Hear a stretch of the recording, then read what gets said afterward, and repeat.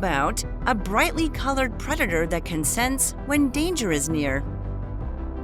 Or a disgusting bug that's a natural-born killer? Has this got you wondering what else is out in the wild you really need to know more about? Here are 8 of the creepiest, crawliest creatures lurking right under your feet. Coming in at number 8, mouse spider. Why not start this off with an 8-legged ambusher usually found lurking beneath the sandy surface of Australia's coastal regions? The mouse spider looks like the arachnid equivalent of a weightlifter, with its 3-centimeter-long body equipped with short, muscular legs. Instead of crunches, its workout usually involves lining a burrow with silk, then equipping it with a carefully constructed trapdoor. Why the secretive entrance? Mouse spiders and their sizable fangs live underground to avoid hot weather and predators. But the trapdoor enables them to lunge onto unsuspecting prey strolling past. Fortunately for us, they aren't usually aggressive toward humans. Usually. Their future dinner, however, is doomed to a death by fang crushing. Sneaking in at number 7, Antlion. What is shaped like an arrowhead, armed with long pincers, and leaves its victims a crumpled corpse of just skin? Why, it's the antlion, a predatory insect found around the world that's an absolute terror in its larval stage. Adult antlions are incapable of feeding, so Junior here needs to do all the nutrient gorging it can. As a youngster, it uses its abdomen to reverse bulldoze the sand behind it, creating a small pit where it can nearly bury itself. Except for those pincers. Those stay just above the surface, ready to snatch its prey, so the antlion can then literally eat it from the inside out. Hopping in at number 6, Spadefoot Toad. The Spadefoot Toad and its shovel-like hind feet live in a variety of climates. If by living you mean spending months at a time underground waiting for rain so it can surface to breed in puddles. It looks more like a small, wide-eyed frog than a toad. Oh, and it sounds like a sheep, by the way. It also wraps itself in its own dead skin as protection from its dry subterranean surroundings. While this crazy creature might be considered cute, our next selection will make you want to stay out of the water forever.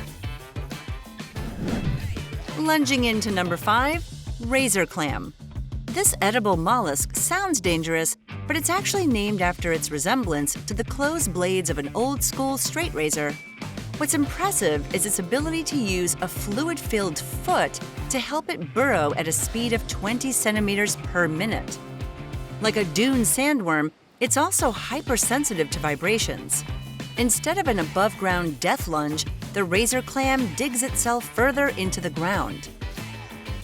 If you happen to live close to a sandy beach anywhere between Alaska and California, you can see a razor clam up close by dumping a little salt into the key-shaped hole it leaves behind at low tide. Wait a few seconds, and voila! Dinner is served. Coming in at number 4, Lungfish. How can something as big as the 6 species of lungfish, some of which can weigh as much as 10 kilograms with a length of 2 meters, manage to live primarily in the water, but also hide on land? When you have both gills and primitive lungs, anything is possible. Found in the shallows of rivers and lakes across Australia, Africa, and South America, lungfish need to occasionally surface for air. When the dry season comes along and rivers turn into slick stretches of mud, this cannibalistic creature slithers headfirst into the sludge and enters a state of dormancy known as dry sleep. While underground, or under mud, it makes a meal out of the muscle in its tail. Huh. Slithering into number 3, Péringuey's adder. What the Péringuey's adder lacks in size, it makes up for in smarts. At 25 centimeters in length, there are larger snakes in the Namib Desert, but the side-winding Péringuey has figured out the best way to travel across scorching hot sand is to barely touch it. This S motion also helps it bury itself under the sand, where it can not only cool down, but also keep its eye open for its next meal.